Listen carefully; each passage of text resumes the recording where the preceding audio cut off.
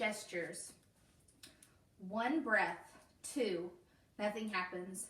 One of the jet mine's feet jabs at the ground, trying to get it moving again, but the device only manages to roll back and forth a little, like an upended turtle. It's too damaged to realize that it's right next to a target. I stand there motionless, counting another 10 breaths.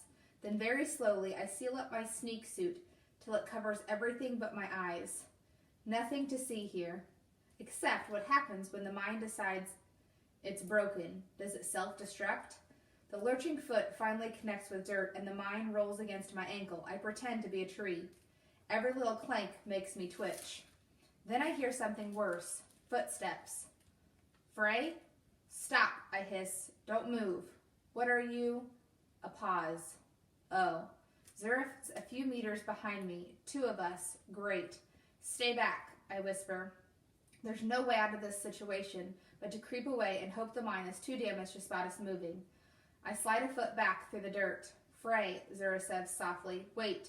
I freeze again. Give her a tiny questioning shrug. Don't move. You could set it off.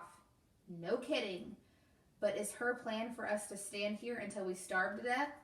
The mine clanks once more, bumping against my ankle again. I don't dare whisper my question aloud. Then something flies to the dark, strikes the dirt 10 meters away. An arrow. The broken-sounding clank comes from my feet again, the mine pushing itself off against the ground. It struggles toward the arrow for a few meters, then comes to a halt again. Another arrow whizzes past, buries itself in the dirt farther away. The mine clanks into motion again, moving with painful slowness, a wounded animal. But with every meter, it's less likely to kill me. A third arrow lures it farther away. I spot my knife hovering in the distance, pull off a glove, and signal to Cole that he can stop using up his arrows. I send my knife closer to the mine, then straight up at full pulse. The mine hears the roar and explodes. The blast knocks me back on my heels and into Zura's arms. You okay? She asks. Fine.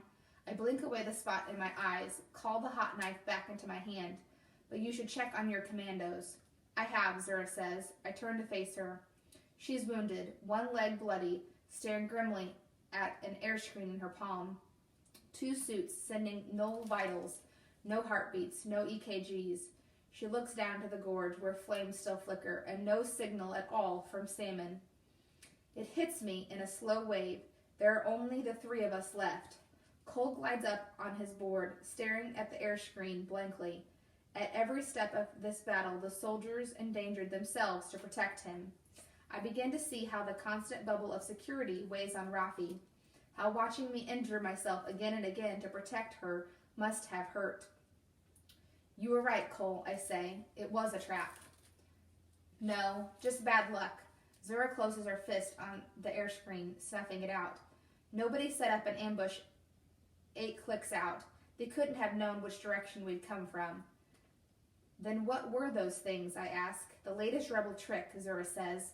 Minefields that move at random, setting up in a new place every day. Rebels? Cole breathes. How long before they show up? No telling. We might get shrub units sniffing around too, after all those fireworks. We have to move. I stare at them both. Fine. But where are we going? For a moment, we look at one another, wreathed in dust and lit by the flames of the burning hover car. Where the orders told us to go, Zura suggests. I shake my head. We're going to hide 8 clicks away from the bonfire? Cole gathers himself, sets a determined face. There's nowhere else to go.